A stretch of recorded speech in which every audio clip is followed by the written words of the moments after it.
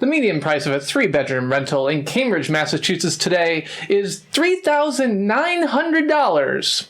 I'm Christopher Schmidt, and this is Renters Matter. Renters Matter is a show about all things politics from the perspective of a renter, namely me. So this week we're going to be talking about a couple things at the city council level. We talked about some upcoming things that I care about, as well as whatever's going on in the world today. So we can look at right now the top political thing on everyone's mind is the look at the national political Super Tuesday primary, Democratic primary that just happened. It turns out that in Massachusetts, Joe Biden took the Democratic primary here in Massachusetts, with Sanders coming in second and Warren coming in third in her home state. As a Warren supporter, this is personally very disappointing to me. As a Sanders second choice supporter, this is also not super great. Overall, I think that the election, the results of Super Tuesday really kind of leave the rest of the election season kind of up in the air. If you look at, Sanders and where he was relative to last year at this time, he's much closer. Still a lot of ballots to be counted in California and Texas. Overall, this is actually a relatively close primary race. I do think that it is evidence that Biden has really managed to reach a broad coalition of voters, has managed to build that support up, especially among, Black voters, older voters, has really kind of managed to play off of 30 years of being in the national political scene and the connections that have been made in that way. I was talking to, a friend of mine earlier today and said it's really disappointing to me that Warren hasn't done as well. But the reality is that, if you look at Clinton, if you look at Biden, if you look at, even Sanders, these folks have had 30 years on the national, 30 plus years on the national political scene. That really a lot of this comes down to building up trust and conviction among voters that you are who you say you are, you stand for what you stand for, etc. In ways that really hasn't had a chance to happen for Warren, as well as for some of these others that dropped out, Amy and Pete. They have not been big on the national scene before this. And of course, Bloomberg dropping out after the Super Tuesday results is just a little bit, silly. The guy spent $500 million. He spent $250 for every vote he got. Like, it's such a clear vanity campaign, someone coming in and doing this, although of course he was also working to act a little bit as a spoiler for Sanders and Warren. And I think that, if you look at it that way and look at, Sanders and Warren really kind of not getting the same level of delegate support and other things like that, where if they were able to put into effect the wealth tax that they proposed on high income earners, Bloomberg would be out billions. So for him, I guess it's a worthwhile investment. Spend $500 million, spoil the chances of Sanders and Warren getting elected. Maybe that's going to work out for him. I'm still going to be pushing for Sanders in upcoming states. I would encourage anyone, including folks who have been Warren supporters, to kind of look at that. I think the reality is that she's unlikely to meet viability thresholds in pretty much any other state going forward. So, if you believe in the more progressive vision of where we should be, that we need to be pushing harder and fighting bigger, making big structural changes, I think Sanders is really the place to be. And I, we'll see what comes out of that. As a result of kind of the shifting fates of Super Tuesday, I did briefly look at some of Biden's policies on housing and basically have the feeling of, well, if you take the numbers that we need and then you divide them by 10, then it's great. You get from Bernie to Biden. If you take the numbers that we need for investment in public housing, if you take the numbers we're looking at for public transit, Biden doesn't commit a single dollar to be spent on public transit. If we look at affordable housing, talking about spending $100 billion on refunding the affordable housing, National Affordable Housing Trust is great, except for that's like the amount of money we need for affordable housing in just Massachusetts, much less, the rest of the country. I'm kind of dubious on a lot of these plans. And of course, climate is an area where I think, Biden versus Bernie stands out as well. Support for the Green New Deal and support for really drastic and fundamental change as we move towards dealing with our climate crisis is really critical to be able to cover that. And we're not really looking for that. So I guess as a renter, one thing that I have going for me at the moment is that, in 30 years when I'm standing in water up to my ankles, at least I can move. But it's really kind of rough to be looking at that and saying, what about my kids? What about, the next generation? What are we going to be looking at for climate change if we don't enact big structural changes to try and push forward on this? I will say that the Biden campaign overall is better than, Obama in 2012, that the Overton window shift that has happened in just the past year and a half has been massive, has really, really opened up a lot of possibilities and has made it possible for some of these policies to be practical or at least considered, that previously would not have had a chance. I also have a lot of concerns in having a 78-year-old man who has clearly begun to suffer some of the cognitive effects of his age being the forefront of the Democratic Party is not really a good look. I've watched a lot of his kind of speeches and comments, and some of them are flubs, and Joe's gaffes have always been part of his charm to a lot of people. But that's no longer really the level we're looking at. To me, I think that he's really, struggling with the indignities of old age. It's frustrating that we're looking at really all of the candidates who are in the race really being in that state. The only exception, of course, being Tulsi, is we're looking at people who are all in their 70s. It's not like, an obvious choice that there's something a lot better out there, but, Biden's an old guy. And I really wish someone would have pulled him aside kind of at some point earlier in this election season and said, Joe, maybe this isn't the best idea. I worry. I watched my father-in-law as he entered the same age range, and he had great days, days where he told me stories about his time being an engineer at GE during the space race. And he had bad days where, he couldn't tell me apart from his other, children. And that's, I worry. I hope that we're not kind of setting ourselves up for failure in that space. So it'll be interesting to see where we go from here. As someone who's really big on the housing issues that affect renters, I think that Sanders proposes a much more bold plan. I think that he has the desire to do a lot more work in this space. I think that, his supporters have been driving issues of tenant protections and in the state of Massachusetts and in other places for, years at this point. Our revolution is a driving force in that. I also think that he recently kind of, I described the situation about a week ago to my wife, and I said, Bernie Sanders made a bad tweet, so I had to stay up until 2 a.m. arguing with people on the internet.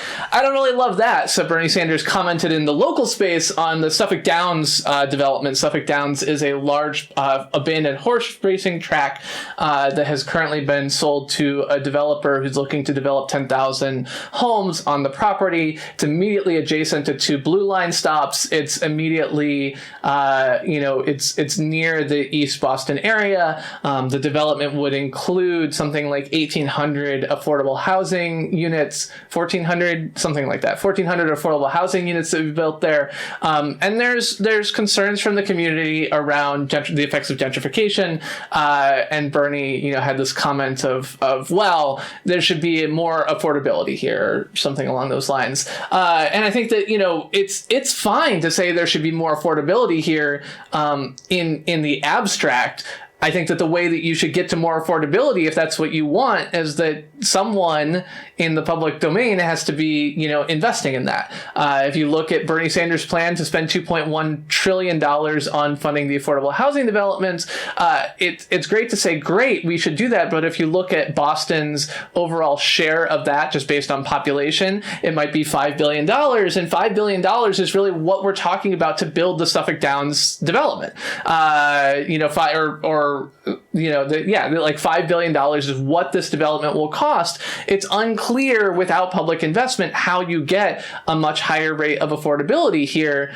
And Bernie could have said, like, hey, we need to be doing this as well as investing in public housing, investing in more housing for those who, may suffer displacement. Because when you replace an abandoned horse racing track with something better than an abandoned horse racing track, which is pretty much anything, to be clear, whether it's open space or, homes or public housing or homes or offices or anything else like that, there's going to be an increase in desirability in the rest of East Boston. East Boston, an area which has historically low incomes relative to the rest of Boston. It is absolutely the case that Boston will have, that East Boston will suffer some side effects from having this redevelopment happen. And we really need to be looking at doing that. That increasing regional affordability does not automatically means every single person has a better outcome. It's better on average, and people will suffer. So you need to be looking at, elements like rent control, elements like just cause eviction to help protect those families that are in currently, underpriced relative to the rest of Boston homes, because they're next to an abandoned horse racing track, not nobody's favorite, site to go visit, and thinking about how do we help these people? Do we, commit to investing, tax revenue that's generated by Suffolk Downs back into housing protections? Do we look at building more affordable housing, or low income housing or public housing in order to do that? And with Bernie's plan, there's $5 billion that could help over the next 10 years provide for some of this gap that is created. That great, you have some market rate units, great, you have some inclusionary units, great, all those things are fine, but then you need to follow up and say, well, what's next? What's next is that you bring in and have public housing to fill those gaps, that having market rate is good so that you have the rich people not pricing out people in East Boston, which will otherwise happen as desirability continues to increase in the Boston area, that you have people in inclusionary units who are in this middle income range and are able to provide for some of the unmet demand in the overall Boston area,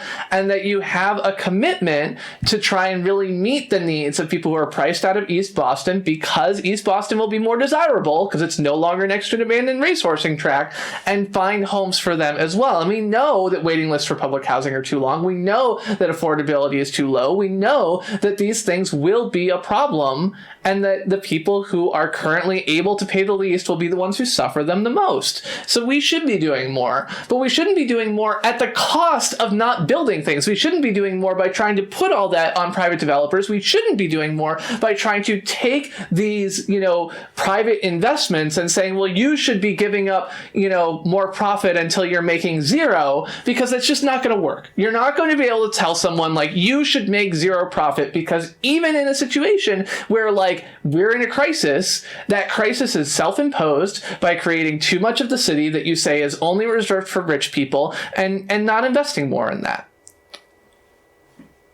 And we have to do better. We have to do better, but you cannot take the way to make housing affordable is not to allow crappy places to remain crappy. Like, that's not the right approach. You don't want to, tear out the blue line, because that will increase East Boston affordability, because people aren't going to want to live there. You don't want to tear down stores and retail and everything else like that. You don't want to tear down MIT and Harvard. Well, maybe some people do, but most people don't want to tear down MIT and Harvard, because making the place that you live worse is not the right approach to housing affordability, even if it would work. You've got to find ways to do something more than that. You've got to be more creative than that. You've got to find other solutions. And it's really disappointing to say we don't need more luxury apartments. Yeah, we do need more luxury apartments, because if we don't build more luxury apartments, what we're going to get instead is people buying two-family homes, tearing out the walls that make them two families that were added in the 1930s, and turn them back into single-family homes and sell them for $3 million, not $3 billion. That would be an expensive single-family home. $3 million,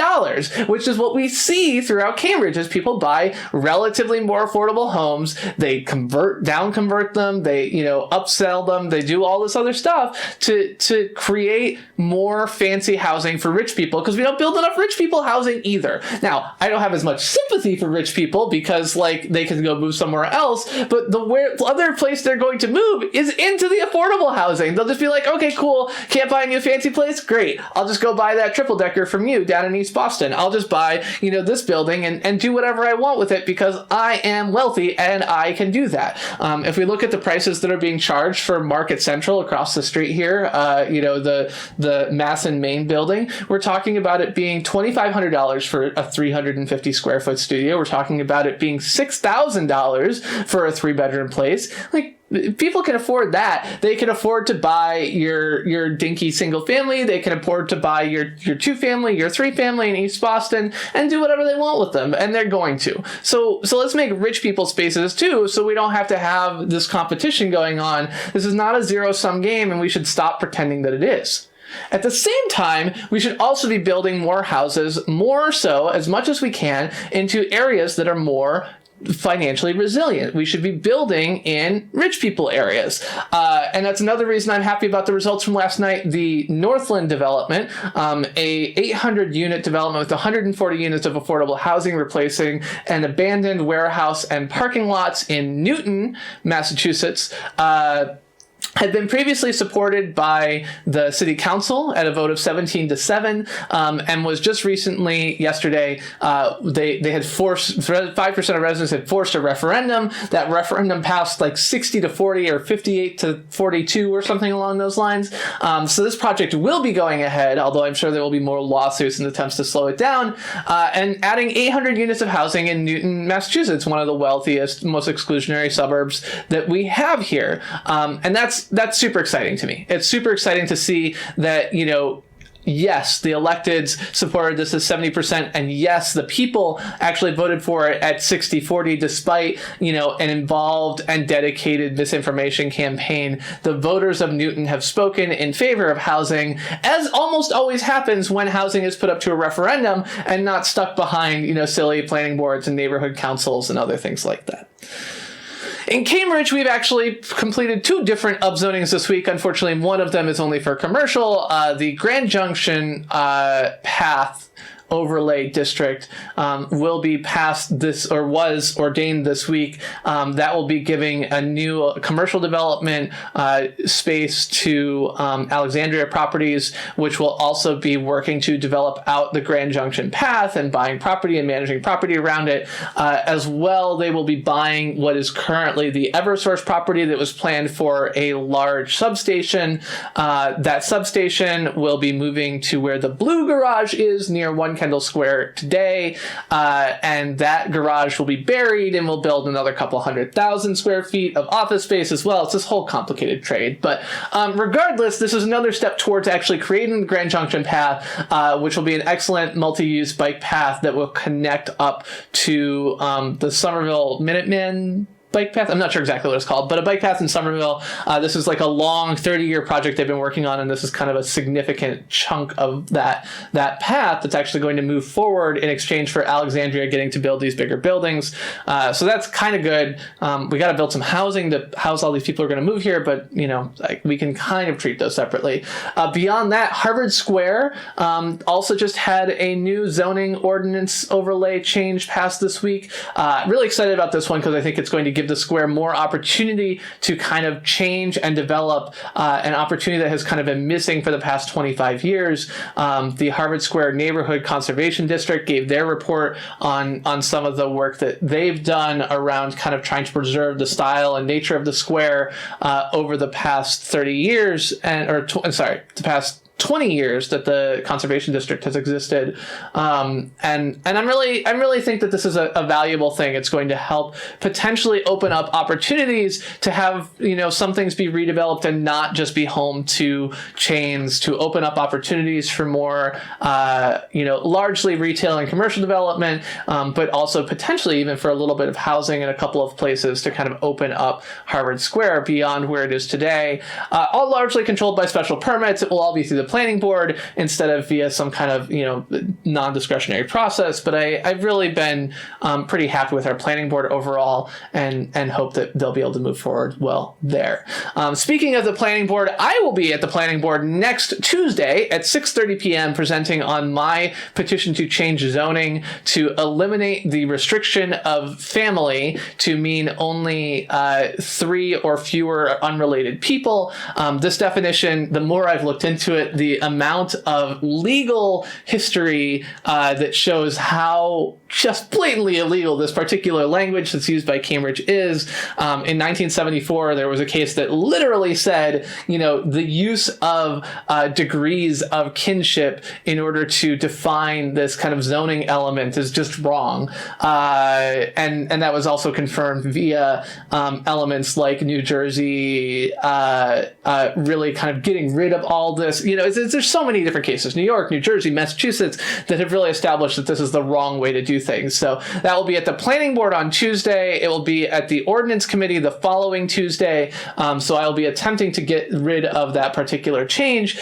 This will also be, I hope, a little bit of a boon to renters. Currently, this definition is kind of this thing that hovers over your head and mostly doesn't matter except when it does. I have had landlords refuse to allow me to have 4 people on the lease on an apartment before because of this. If you don't have people on the lease, they're not protected by tenant protections. They have no real, property interest in the property that they're renting. And I think that that's really a problematic position for anyone to have to be in. I'm looking forward to kind of carrying that forward and trying to drive that forward. I mean, the real big thing that I've looked at in talking about this and trying to say why this matters to me is to think about, what is our goal? The goal of the definition of family as it's established in the 1972 Supreme Court case, Belterre versus something, I don't remember exactly what, is that, it is totally reasonable in zoning to define family areas as places with few cars and wide lawns and few people. And to me, living in Cambridge and raising my girls in Cambridge from the age of, 6 all the way up to 21, that isn't the view of what family living means to me. I've loved living, close to a park, loved living close to a lot of people so that the girls have people to play with. They can walk to schools. They can, take public transit to school. There's always a ton of people around. And as housing has become more expensive, especially to think about, limiting some of this is you don't really want to be thinking that family means that you have to have a big yard. It's okay to have shared green spaces. It's okay to have, family areas, meaning that there's lots of families nearby, that there's lots of opportunities for families nearby, that there's places that you can get together and have, public community and have, a shared, it takes a village model to raising a family. And so I tried to step back and say, what's our goal with the zoning language? Well, our goal with the zoning language is maybe safety, right? So maybe the issue that we're looking at is talking about, how many people can safely live in a home. Maybe the issue that we're looking about is trying to promote a diversity of types of living arrangements. And I think one of the interesting things about Cambridge's, rental stock is that 7% of Cambridge rentals that are currently on the market, according to Zillow, have more than 4 bedrooms or 4 or more bedrooms. So if you're looking at that and wanting to match that, you might be thinking about a family that I guess has 3 or 4 or 5 kids. Or you could be thinking about this as someone who's living in a non-traditional living situation where they're kind of having 2 sets of parents and kids sharing a household. When I moved to Cambridge, I kind of moved here with a set of a bunch of people who were all kind of helping raise our girls together. There were 4 of us adults in the home, as well as the 2 girls, and helping raise our 6-year-old, or our 9-year-old and 6-year-old as they moved on towards adulthood. And that was really an important opportunity to us as I was working and my wife was attending school, to have more people who were, working part-time jobs and sharing some of the housing costs and sharing some of the burden of being, part of the family was really an important way that we were able to do what we did, that I was able to work full-time, that my wife was able to go to school by sharing some of this. And we weren't all related. I mean, I wasn't even married to my wife at the time yet. And so, it was like my wife and her two daughters and two friends of ours and me, and we had somebody else who would sleep on the couch, pretty much the entire time we were living there because we had enough space for that. And to take advantage of these bigger spaces and not say like, yeah, you can have 3 unrelated people there. Any more than that, just not okay. To have two couples, grad student couples, be able to share a 2-bedroom, home, if that's the way they want to do it, and decide that they eat together and live together and do this together, I think is a valuable proposition. And I think it makes sense to limit this type of thing to, single nonprofit household. Like, this is a valuable thing, but trying to draw some kind of line around what families should look like just feels like that's not very Canterbridgian. We're not going to check people's birth certificates. We're not going to say, where's your papers? So let's be realistic and say, okay, let's just create opportunities for people to create the homes that work best for them.